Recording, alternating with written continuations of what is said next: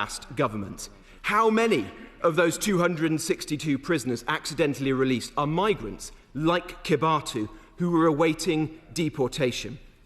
Madam Deputy Speaker, can the Justice Secretary give the House his cast iron assurance that this man will be deported from our country by the end of the week, as he promised on the news on Sunday?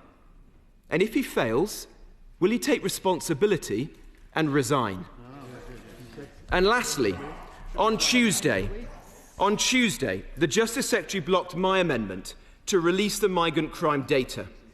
Does he now finally acknowledge that there is a link between the small boats and crime in this country? And will he call the small boats out for what they are, a national security emergency? Madam Deputy Speaker, this man should never have been in our country in the first place. That's the truth. He should have been detained. He should have been deported. Instead, he was put up in a hotel in Epping and allowed to prey on schoolgirls. Now we learn that some Labour officials privately concede that they were wrong to scrap the Rwanda plan.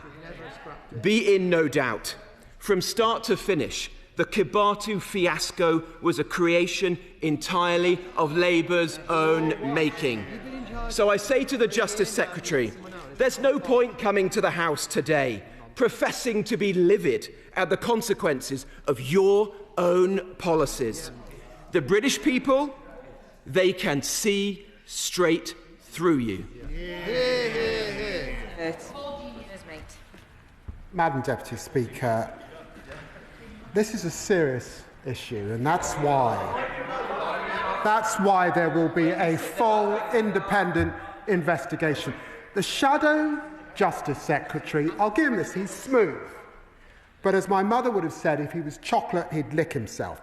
He should hang his head in shame. The crisis in our prisons that we're faced today is because of 14 years of failure under his government. As they were packing their bags, and he knows this, to leave office, temporary release failures were under his watch. They presided over 17 mistaken releases per month. This didn't happen overnight. It was not inevitable. It was the choices that his party made through 14 years of chaos.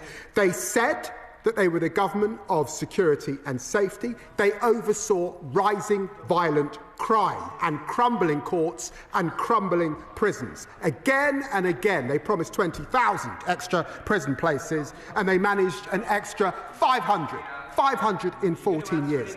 They promised to remove more foreign national offenders from prisons. They failed. They promised investment and expansion in the prison system, but budgets stalled. They promised investment in the police, but again, we saw the police cut by 20,000. They promised increases in access to justice. We did not see that. We saw almost the collapse of legal aid. Violence went up in our prisons. Self-harm went up in our prisons. Drug abuse went up in our prisons. And prison officer numbers were cut under his watch. And he comes here and has the brass neck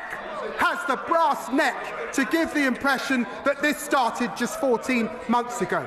Let me just pause there. William Fernandez was released in error in March 2021. He was a sexual predator. He raped a 16-year-old and sexually assaulted another young woman after he was let out by prison in 2021. Was there an independent investigation? No, not from their side. Rayan Nubi, released in error in March 2023. Again, a man who was mistaken released from a Category B prison. Was there an independent investigation under his watch? No, there wasn't. Laura Matavoulis, again released in error in December 2021. Was there any independent investigation? None at all. And he comes here with the brass neck. I've asked Lynn Owens to look at this. I've asked her if she can do it in 8 months. Of course, we'll come back to the House.